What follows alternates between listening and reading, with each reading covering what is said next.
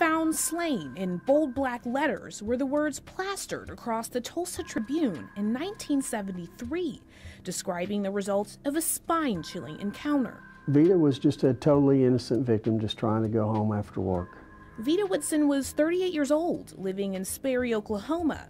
Everyone who loved her knew her as Susie, the name her father gave her before her brother Jack was even born. I didn't know her name was Vita until I got up to school.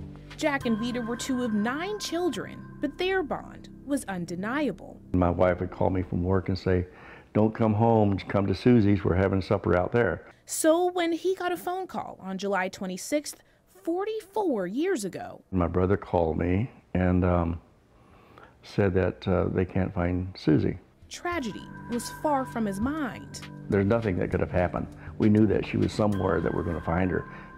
We didn't know where, but we knew we were going to find her, and she's going to be okay. He and his brother joined police thumbing through the eerie fields surrounding North Cincinnati Avenue. My 2 brothers and I were walking and searching the area, and my one brother says, "I think I see something," and we did. We found her body there. Vita was on her first night of work, working downtown, cleaning an office building. Vita left First National Bank on East 5th Street after a late shift at work. She took the Cincinnati Road north from the city limits going towards Sperry. Investigators believe Vita was having car trouble. That's why she was stopped here on North Cincinnati Avenue, a target for a stranger to approach her and harm her.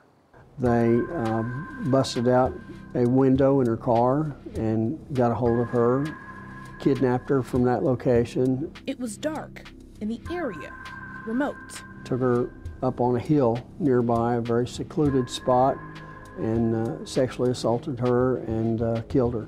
I didn't even think of anybody that could be an enemy that could do this. I always thought stranger. Jack said his family can't talk about it much.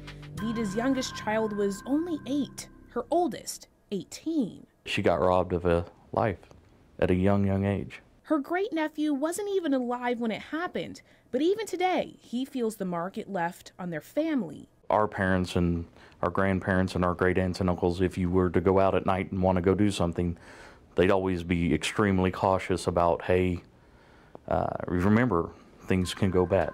The headlines in the paper chronicled police's struggle to solve the case, officials offering rewards, questioning suspects, but none of it leading to answers. The sheriff's office at that time just, really wasn't staffed and equipped to really handle such a heinous murder. Cold cases, if they were easy, they wouldn't be cold. Police have a suspect and say he's still alive, but the evidence just isn't there. More than anything, I believe the hope for resolution and finding out what happened, so maybe you can sleep a hair better at night.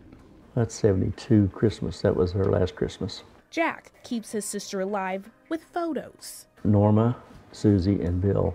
Remembering the outgoing, joyful sister that was stolen from him. I don't have a very forgiving heart when it comes to this. Frustrated that for now, someone has gotten away with murder. I hear a lot of people say that I'm going to have to forgive them, but I don't have that forgiving heart. While forgiveness isn't in the cards, he's still hopeful a resolution is. Ashley Holt, 2 Works for You.